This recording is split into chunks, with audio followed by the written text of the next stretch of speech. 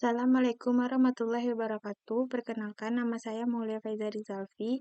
Dengan NIM 2248201114, saya akan membacakan materi teknologi bahan alam dengan dosen pengampu Bapak Hari Ade Saputra MSI. Ekstraksi minyak atsiri. Minyak atsiri adalah zat yang berbau yang terkandung dalam tanaman. Minyak ini disebut juga dengan minyak menguap, minyak eteris, dan minyak esensial karena pada suhu kamar mudah menguap. Ciri utamanya itu senyawa yang berwujud cairan, mudah menguap, dan menghasilkan aroma tertentu. Kedua, kandungan. Minyak atsiri yang terkandung pada suatu bahan tanaman pada umumnya bersifat dari campuran beberapa jenis senyawa minyak atsiri.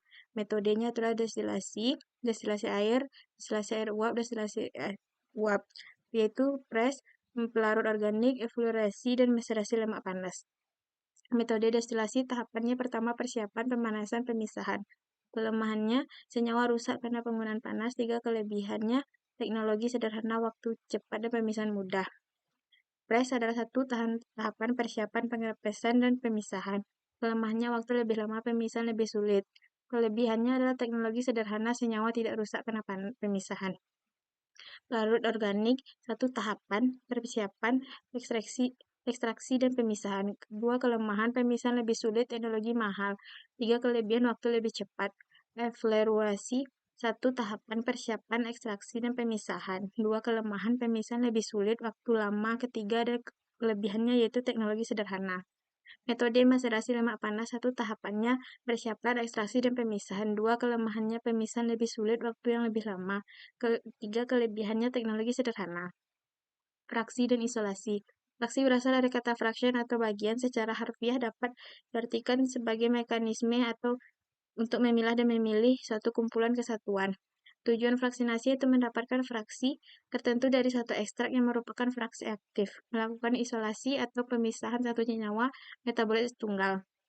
Fraksi dan isolasi menggunakan kromatografi. Satu, kromatografi kertas, kromatografi kolom, vakum liquid kromatografi, stress exclusion kromatografi, dan solid phase extraction.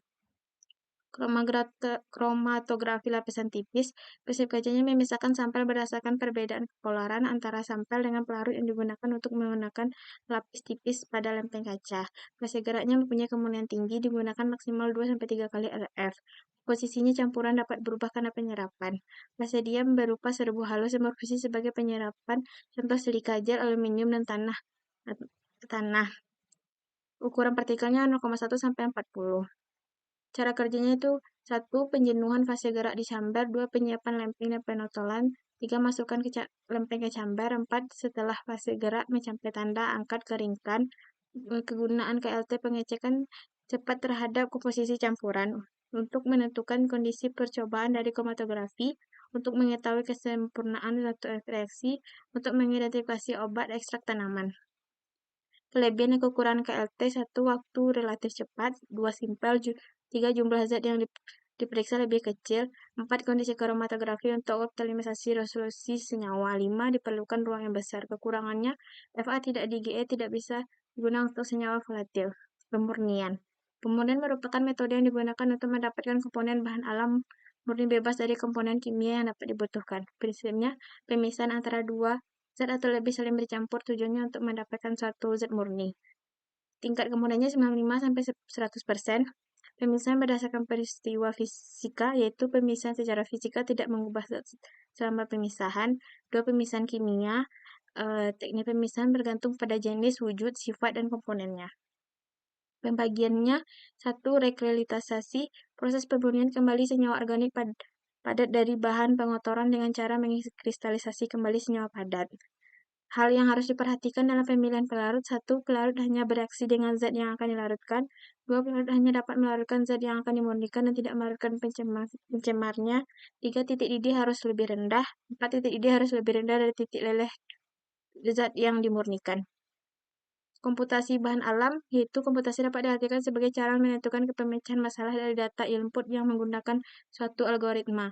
Hal ini dapat disebut dengan teori komputasi suatu subbidang, yaitu kebanyakan komputerisasi telah dilakukan yang menggunakan komputer, penemuan obat baru, database tanaman, prediksi aktivitas obat, dan prediksi farmakologi obat, dan molecular docking.